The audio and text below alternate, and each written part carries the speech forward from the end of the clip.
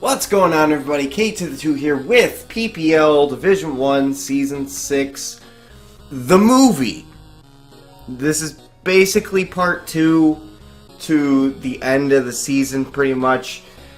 Lots of stuff to talk about. I'm just going to go ahead and run through the first 6 games that have already been uploaded, but in case you missed them or in case you're checking in for the first time, whatever. This has been Division 1 Season 6. It started all the way... Jesus, the draft was 8 months ago. It was back in November, and it's been just a super long season.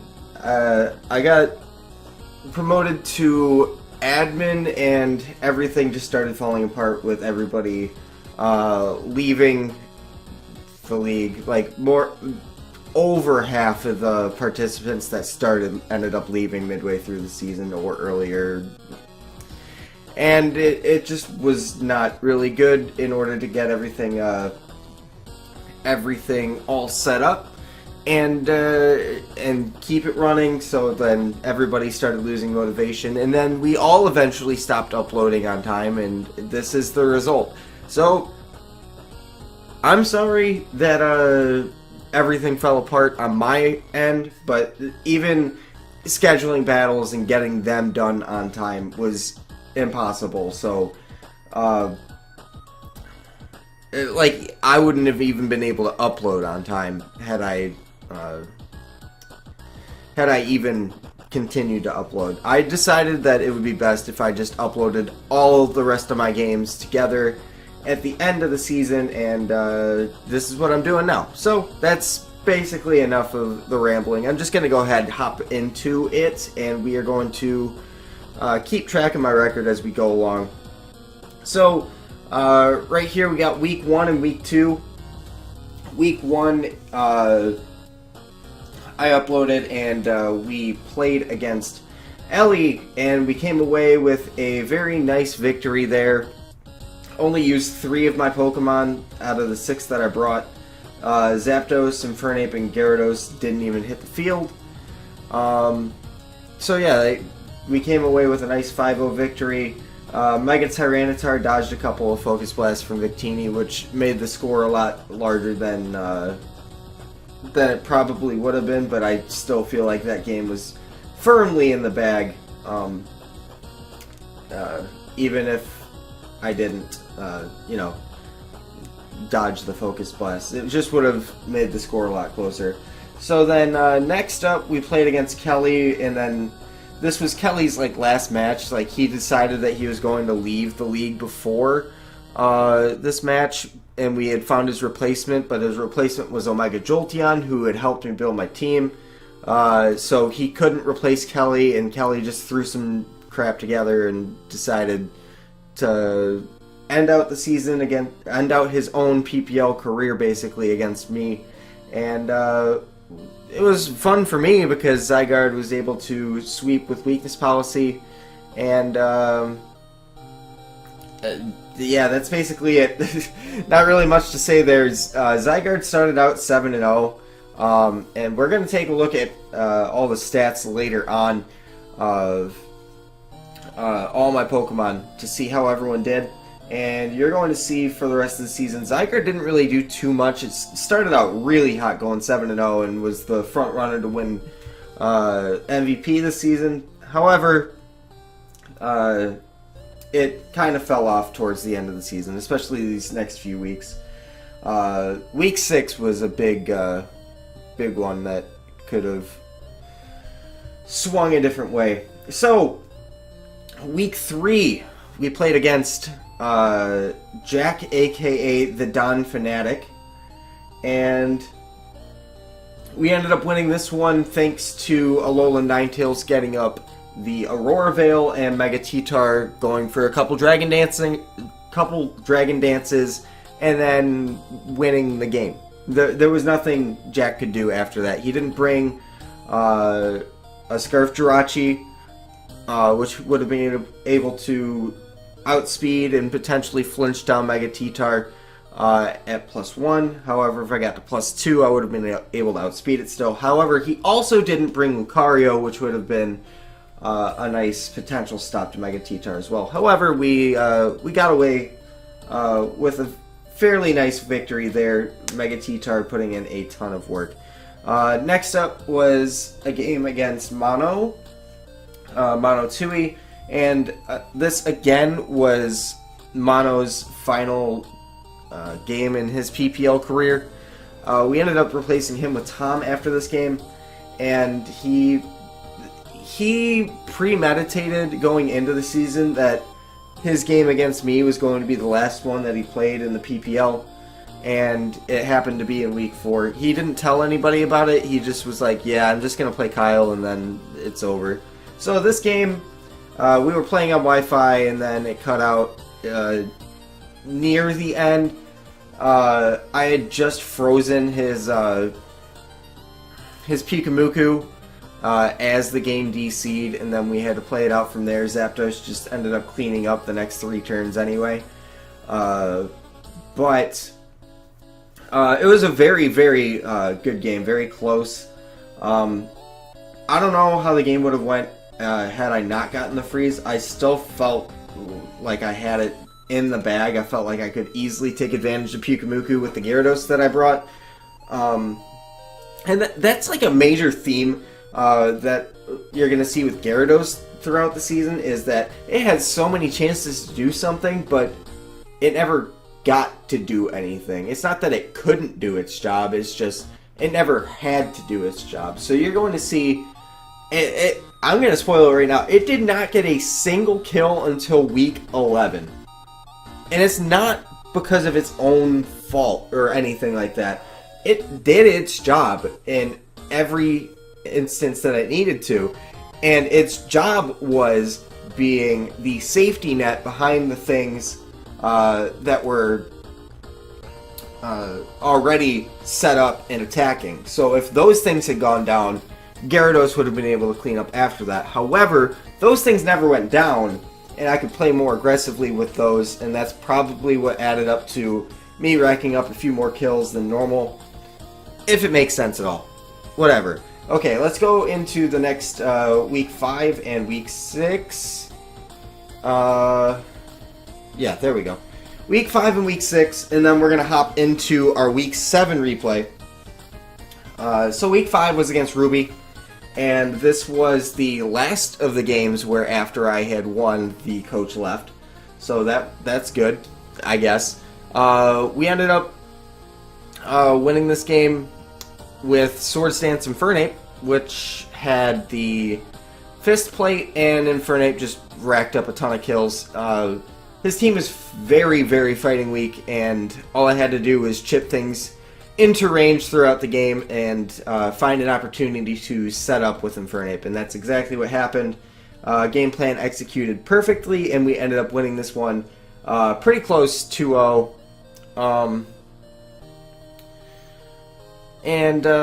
Yeah, that's pretty much the game against Ruby. We ended up winning that one, and then we went into our week 6 match against brand new coach Tone, who had taken over for Redithin.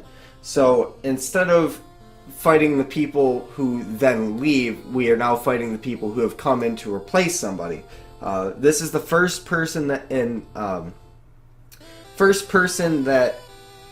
replacement coach that we get to face this season, and we ended up winning this one. God, I almost was able to win this one straight up with Zygarde from the beginning, because I had I was Sub, Coil, Dragon Dance, and Thousand Arrows, because he didn't have a single ground resist. And the only reason I wasn't able to win with this is because of a turn where I decided to go for a Sub instead of just another Dragon Dance, which would have gotten me to +4 attack and +2 speed after 2 Coils and 2 Dragon Dances. However, I had gone for Sub, and the following turn ended up being a speed tie between my Zygarde, who was at +1 speed instead of the +2 had I gotten up Dragon Dance the turn before. And his Drapion, which happened to be Scarf, went for Ice Fang, won the speed tie on the second turn, and ended up stopping my Zygarde sweep. So had I gotten up another Dragon Dance instead of going for a sub, Zygarde would have been 6-0 at this point, or 6-0 in this game. It would have been 13-0 on the season overall, which would have been a lot better than what it actually ended up as. But instead, at this point, I think that was the first time it died in a game. Yeah, this was even the first time that it went down to an opponent. So, like, it came down to my misplay, but Zygarde is an amazing mon still, like, whatever. So, what ended up saving this game was Alola Ninetales and Mega T-Tar still putting in work, aided by the bulk that I had with Zapdos, Audino, and Quagsire. But Specs, yeah, I had Specs, Alola Ninetales, which he also didn't really have much for. So it's always good to bring multiple win conditions, even if Zygarde was going to be the only one that I needed. But that Alola Ninetales came through and saved the day. So let's go ahead and hop into our Week 7 match against Trev. And here we are. Okay, so this game was probably the one that I had the worst matchup in. I think this is the game that I had the absolute worst matchup in, and it's because of one Pokemon, and you see it on the screen. It's not what you think it is. It's the Whimsicott. And that's the Mon that I knew going into it was going to give you the most trouble. And you're going to see why. It had so many different options to play around with. It could have been offensive, could have been defensive, it could have had support moves such as Stun Spore or Encore or Tailwind, all of which could ruin my potential plans that I have for this game, and I really had to go balls to the wall with offense in this matchup. So we're going to see how this game ends up.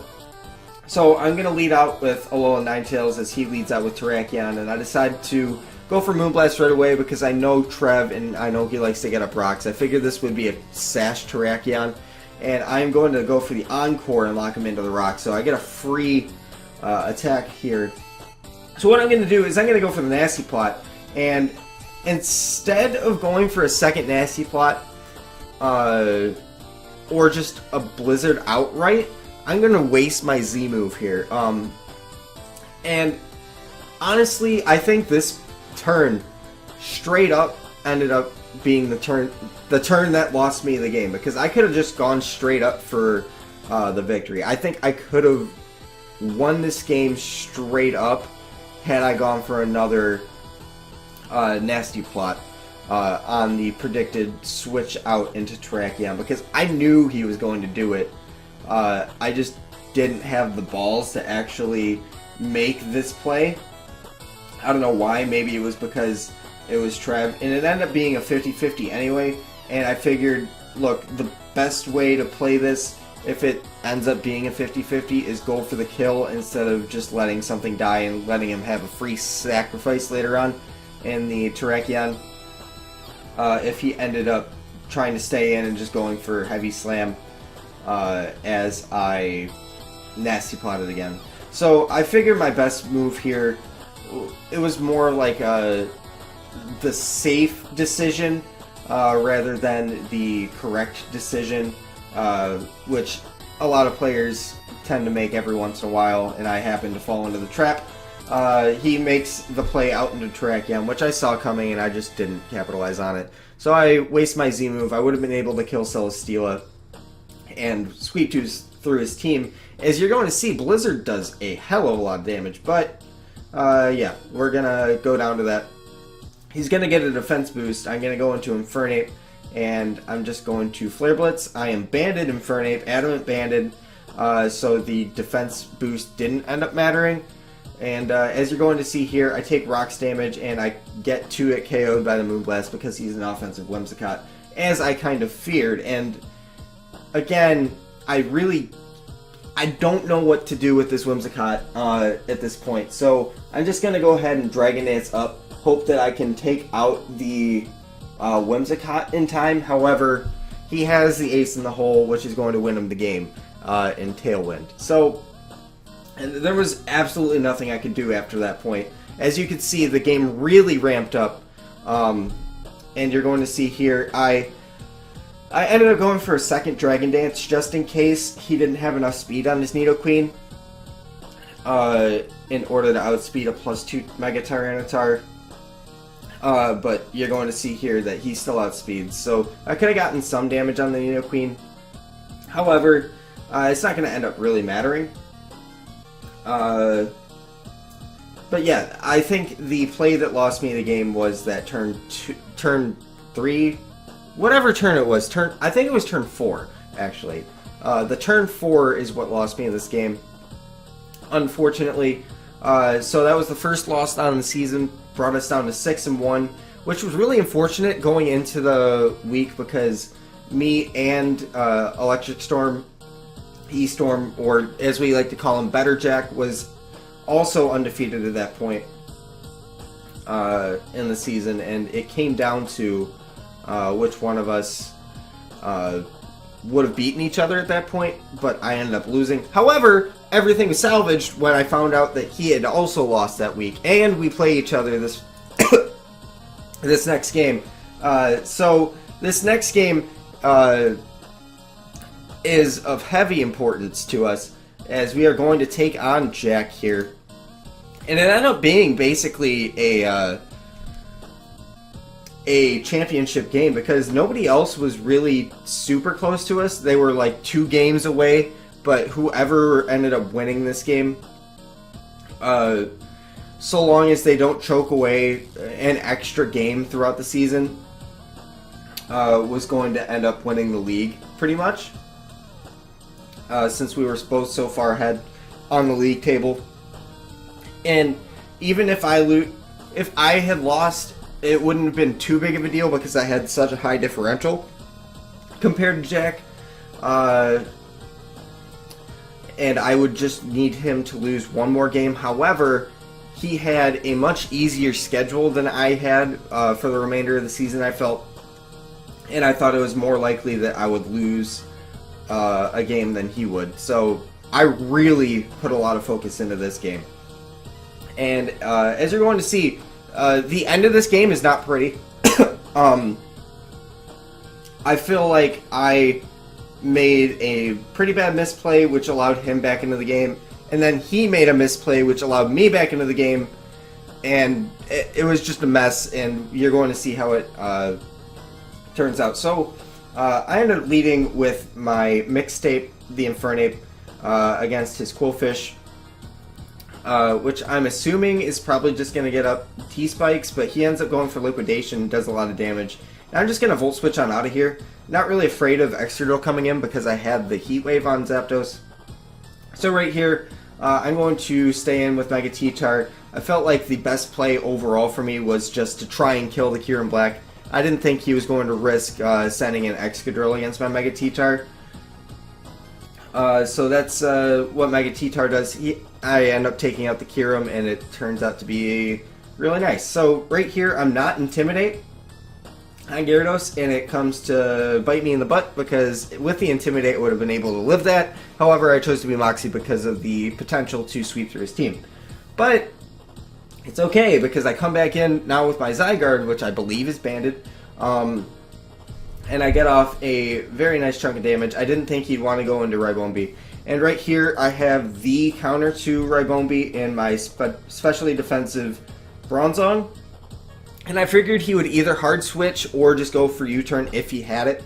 And going into Zygarde was my best play because he didn't really have too good of a counterplay if I go into Zygarde and he U-turns, because he has to go into something that's going to take a huge hit, or he's going to have to switch back into Ribombee and take 1,000 arrows, and I just have the Bronzong to come right into Ribombee anyway.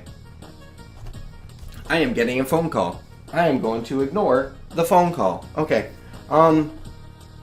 So He does end up U-turning, which is great. He's going to go into his Tyranitar, and I just figured, you know what, best course of action is just go with what I was thinking, go for the 1,000 arrows. And he turns out to be Shook-a-Berry with Avalanche, which takes out my Tyranitar, or my Zygarde. But then I'm going to be able to go into my Mega T-Tar, Fire and Earthquake. Not really worried about whatever he has to do. If I had gone for another move, I don't even think there was another move that I could have gone for that made sense at that point in time. Just EQ to kill the T-Tar in front of me made the most sense, whatever. So in comes his Excadrill at this point, and I'm just going to let him kill me with whatever he goes for. He ends up going for EQ. I could have potentially saved the T-Tar and gone straight into Zapdos. However, I didn't feel quite comfortable doing that in case he predicted that, gone for Rock Slide. I am Charty-Berry, however, I want to be able to make sure I save the Charty-Berry for a safe situation, like right here, where I can just fire off a Heat Wave, but instead my dumbass decides, hey, let's just go into Bronzong. Even though I had the Charty-Berry and I would have been able to live a Rock Slide, which was dumb of me. And he's going to go for the Rock Slide, and he is going to show it that he's Life Orb, and he's going to get a crit. I don't know if the crit mattered because he is Life Orb, but Shadow Claw is going to be able to bring down my Bronzong. And Bronzong was my win condition for the rest of the game, which would have been able to take out Ribombee and Swellow, because neither of them really have anything reliable to take out especially defensive Bronzong. However, I decided to let it go for no reason when I could have just stayed in with Zapdos, let it handle the Excadrill like it was meant to. But I believe my thinking was, let's just try and end it with Infernape, because I have banded Fire Punch with the Iron Fist boost, and I can just go ahead and fire that off against the Excadrill, and he ends up, instead of sacking the Excadrill, he ends up killing off his own Ribombee on the Fire Punch. So I think that is the play that ended up costing him the game after I had thrown the game by giving up my Bronzong. So instead of him having his two faster things that could have taken out Infernape plus Zapdos just by outspeeding and out-hitting them, it now comes down to whether Swellow can actually kill Infernape, which it isn't able to because it was Silk Scarf instead of Specs, and Infernape is going to be able to end out that game. So that look, nerves probably got to both of us, considering it was basically a championship game. Week 8, 3 weeks left after this. It wasn't the cleanest ending by far, and I got away with this victory after handing it to my opponent. And this left me at 8-1, and all I had to do was maintain a 2-game lead in order to win the championship. And I had a lot of differential, so I felt like I was able to I felt like I was going to be relatively able to do that. And let's go ahead and hop into our Week 9 match, which was actually a forfeit against Verd, so never mind. I ended up winning that one 3-0 due to a forfeit because Verd ended up dropping from the league and forfeiting all his matches after taking over for somebody earlier in the season. So that was cool. Yeah. So that basically sums up how the season ended up going. But yeah, that was that game. Let's go ahead and hop into Week 10, where now I only have to win this match in order to guarantee my championship. Back-to-back seasons of PPL on the line. The biggest thing about it is this would be 3 seasons in a row where the D2 champion came up to D1 and also won D1. First one being Mono last season, being Better Jack, who we just defeated last week. And now it is my chance to potentially do it. So yeah, that's kind of a lot of pressure, kind of not, but you know, I'm excited for my chance to have my second straight PPL championship and third championship here in Gen 7. So, going into it, let's take a look.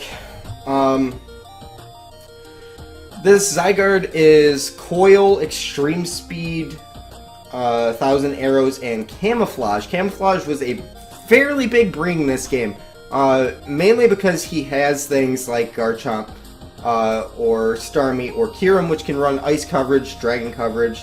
Scizor can run Rogue HP Ice if it wants to. And they can all hit Zygarde for super effective damage. However, Camouflage turns me into normal type. Now I'm no longer being hit 4 times effectively, and I don't need the stab power on 1,000 Arrows in order to break through his team, and the extra stab on Extreme Speed at +1 or +2 is very helpful after getting chip damage on things like Starmie, Garchomp, and whatever else he had on his team. So that's Zygarde. Don't remember the rest of the team, so let's go ahead and get into it from there. So I decided to lead off with the Zygarde, see what he wanted to do with it, and I just decided to be a man, go hard in the Alolan Ninetales, even though I knew he was going for rocks.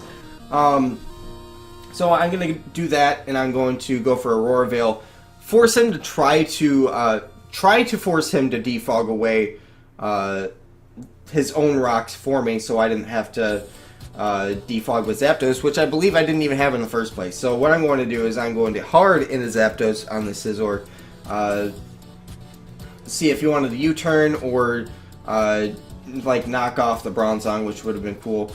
So right here, I decided my best play was go for Toxic. It hits the Garchomp in front of me and also hits the Kyurem, which wanted to potentially come in. And right here, okay, I just reset. So right there, I brought in the Bronzong against the Kyurem. Saw that he was Specs, and I basically just wanted to get in there, sponge up a hit, and get up my rocks again. Force him into his Scizor, so I can get into a position where I can handle it a little bit better, and just keep the game in my control, basically. That's what I wanted to do with this game. So we are going to make that play. Let's go ahead and skip ahead to it. So here's the Bronzong coming in. He goes for the Ice Beam, and yeah. So I'm going to go for my rocks as he goes into the Scizor, and I am going to make the play once again into the Zapdos because there's no reason for me really not to. He doesn't go for the defog play. Actually, I wanted a Gyarados this time, knowing that Scizor couldn't really touch Gyarados either.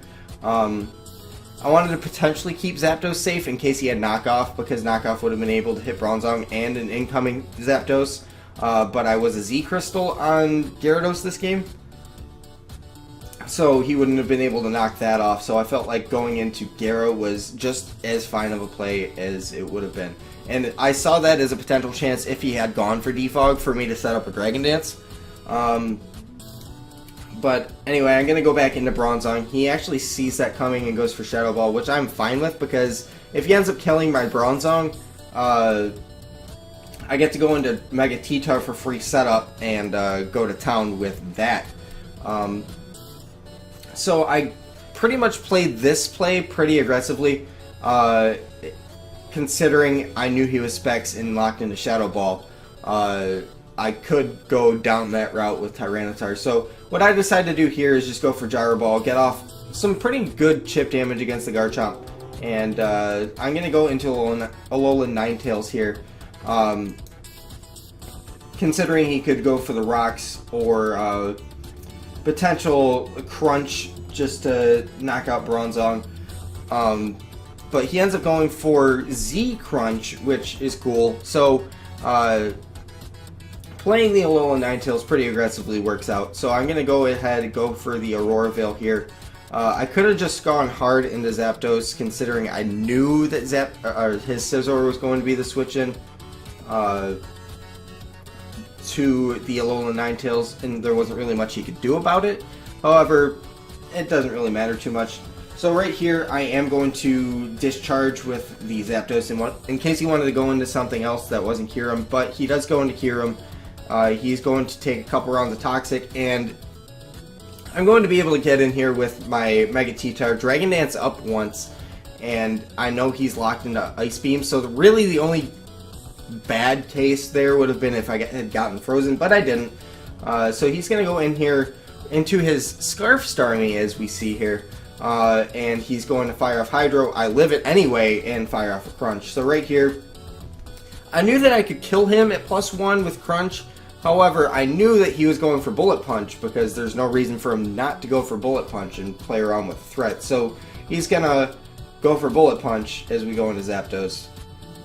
And right here, I'm going to discharge to see what he wanted to do, and he's going to go for an Agility. So right here, I had a choice to make. I could either go for Air Cutter to get off neutral damage against something like Garchomp, and the incoming Emboar for super effective damage,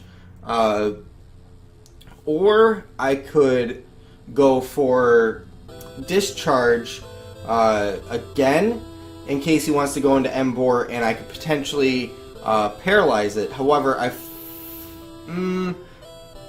the decision I ended up going with was going for Discharge because it was guaranteed damage. Air Cutter had a chance to miss.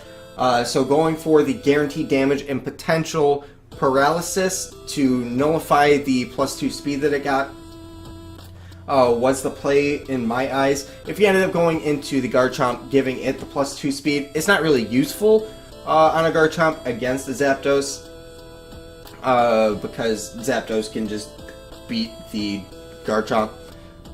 Nothing really a Garchomp can do to a Zapdos at this point. So yeah, Discharge was going to be my play here, just to guarantee the amount of damage that I needed. Oh, I guess I went for Air Cutter. Whatever. So proves me wrong. That would have been the play I made in that decision, at least. But we are going to see. Oh, you know what? I think I went for Air Cutter because Discharge wouldn't have put Emboar in a range of health in order to die to E-Speed from Zygarde guaranteed. So what I'm going to do here is I'm going to go hard for the Extreme Speed, and I'm going to go ahead and 1,000 Arrows, just because it was good damage against the Drifblim. I didn't really see Drifblim doing too much. As you see, it would have 2-hit KO'd the Drifblim anyway. So right here, I'm going to go ahead and show off my Camouflage, show that he can't go into the Garchomp in order to kill me with an Outrage. And I'm just going to coil up here, and really I ended up killing myself with the 1,000 Arrows, which kind of dumb, but also not the end of the world because I win guaranteed here with Alolan Ninetales because I know neither of those Mons are Scarfed. I know Emboar was Life Orb because it had to be in order to kill Zapdos, and I saw the Life Orb damage.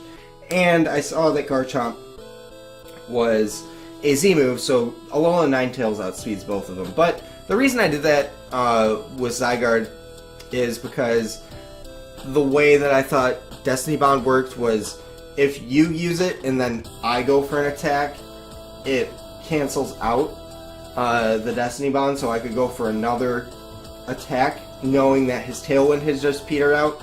However, the way it works is he has to go for another attack first before I can end up killing him. So the way that I would have been able to get out of that would be mess around and either wear out all the Destiny Bonds that he had, or get him on a turn where he has to double Destiny Bond, which lowers its chance of working to like 33%, like a double protect. Either way, doesn't really matter. I ended up getting the victory, as you're going to see, and I am 9-1 at this point in the season, and I had won the championship guaranteed. So that was yeah, a very satisfying season overall, I felt. And we have one game left. It is against Paul. game completely doesn't matter. And at this point, I just brought all memes.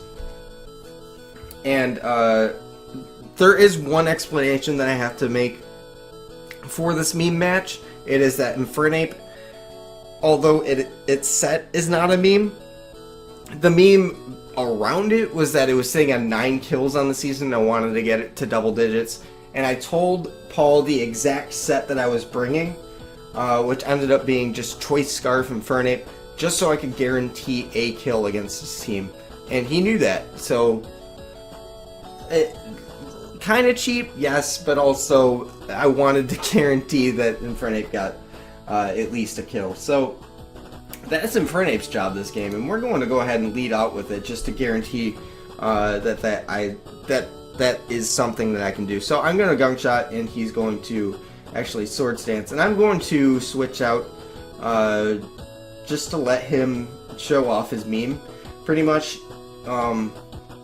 Otherwise, I could have just killed the Lurantis, guaranteed Infernape that it got its kill. So right here, he's going to Synthesis up as I missed my Focus Blast, and we basically had an agreement there to let me show off my meme, since I didn't end up killing his Lurantis with my Infernape, which I could have, and he had already shown his meme with the Lurantis, so Garbodor ends up showing its meme, its weakness, or it's not weakness belly, it's weak armor with Pataya Berry and Belch. So I now have a sub up, and that's potentially dangerous. So I'm going to go for Belch, and I'm going to hit. Then he's going to call mine, so he can live another Belch. However, I miss one, so that's kind of poetic justice for whatever is happening. And he's going to be able to live another Belch, kill me out with Shadow Ball, and we can move on with more memes. And here's my chance to finally get Infernape's 10th kill on the season. It gets it, kills off the Mega Gallade with U-turn. So right here, I could have stayed in with Zapdos in order to start setting up curses, and it would have ended up being a curse war, which I wouldn't have been able to win. So I think I made the right move here, just to go into Infernape and decide to sack it off pretty much, and just click Flare Blitz until I die. And he's going to go for Ice Fang, and we end up killing the Glaceon. We end up taking ourselves down a little bit. So here comes Flare Blitz again, and he's going to go for Workup. And I thought he would go for Aqua Jet here, but he turned out not to have it. So he just kills us off with Liquidation. We did 54% with Flare Blitz thanks to us being in Blaze. So Infernape took out 3.5, well, 2 Mons. They got 2 kills and also took down Lurantis to near death and the Primarina to near death. So what's going to happen here is I have a Gyarados, and it's my Z mover, and it has access to Z Rain Dance to give it +1 speed, and Hurricane and Thunder, and I just threw on Hydro Pump just because. So we have a completely special rain-oriented Gyarados, which is going to do a lot of work. So he didn't know that Gyarados got Hurricane, so he ended up losing his Scolipede, and I don't know what the Scolipede was, I forget. But his Kangaskhan was, the meme was that it had 4 moves, and each of the moves that it had hit something on my team 4 times super effectively, because I had that many 4 times weaknesses on my team. And it ended up working out for me, I guess.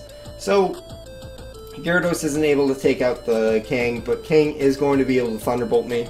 And I'm just going to go ahead and set up a Trick Room because I can, even though I could have boomed there, but now I'm going to boom. So that's going to be the season. We end up, let's go ahead and switch over to here.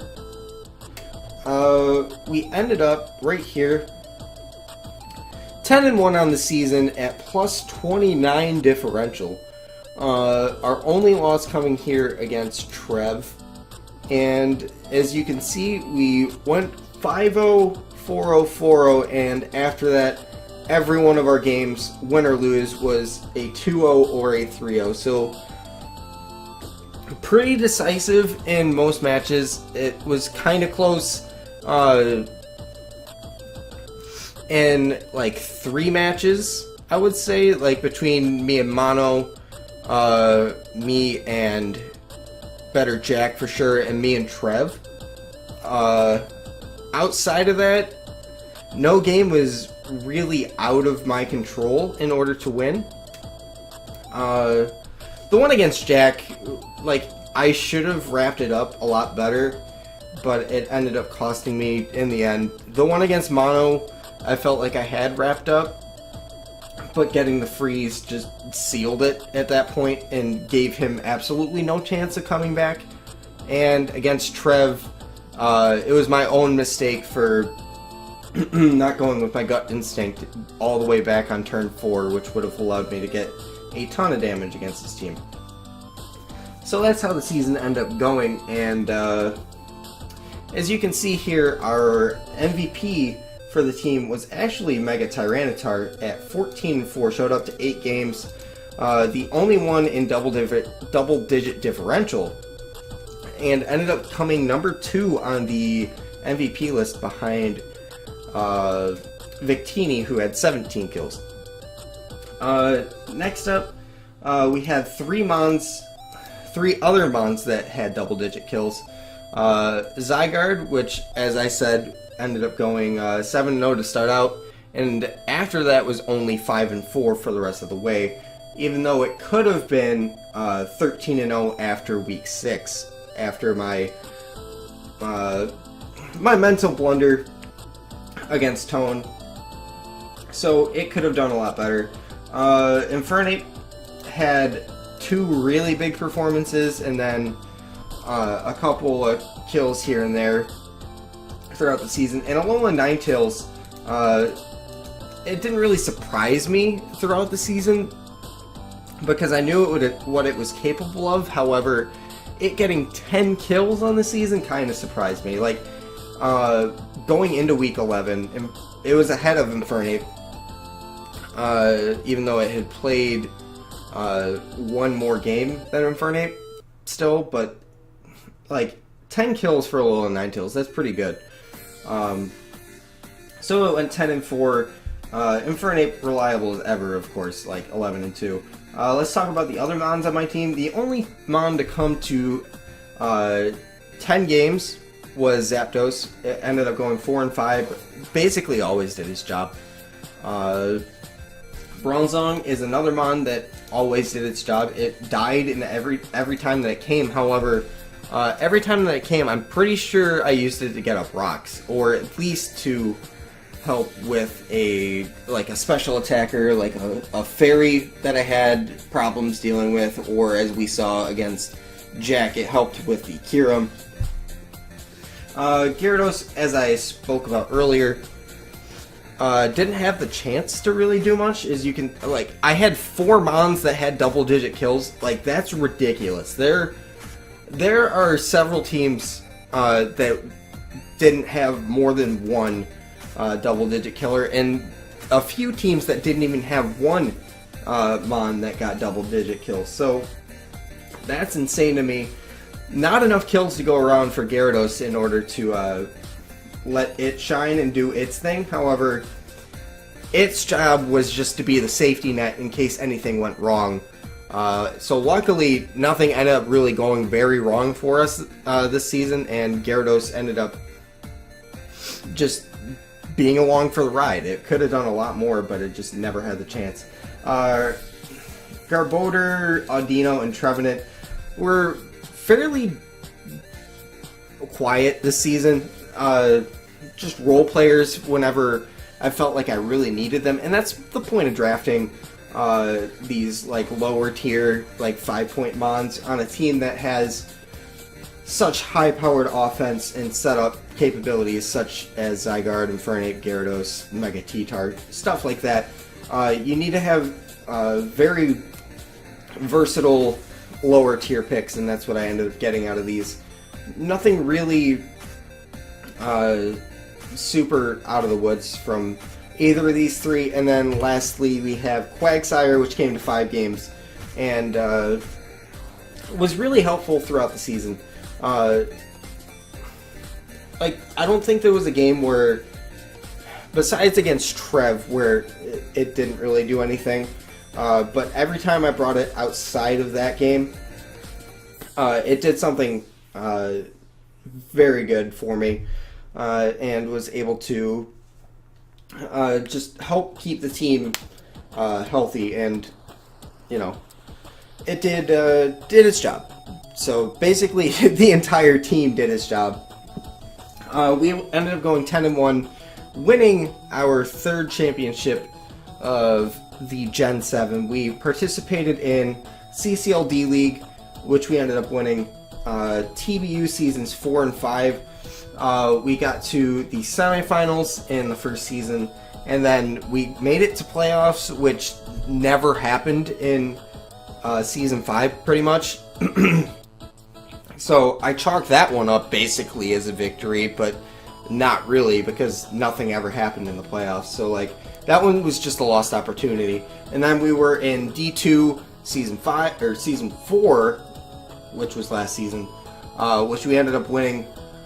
Started out 0-2 there, and then ever since going 0-2 in that season of D2, I have lost 2 games in the PPL overall. I have been 18-2 in the PPL ever since dropping my first 2 games of D2 last season. So I'd say that's pretty good. That's like 90% win rate.